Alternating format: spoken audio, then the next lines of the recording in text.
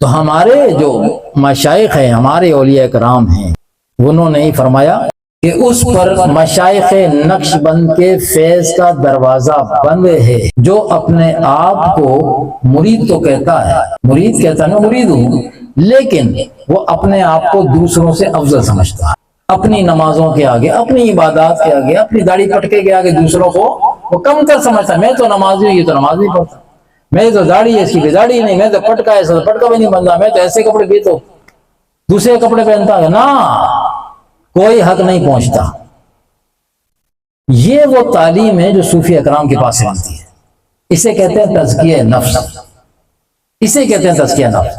कि ये आसान काम नहीं है, ये आसान काम नहीं है। दुनिया में भी रहते हुए और दीन में भी रहते हुए अपने आप को 0 पॉइंट पे, मैं कुछ भी नहीं, मैं कुछ नहीं कहना और है, बन के दिखाना। सूफी अकराम ने करके दिखाया।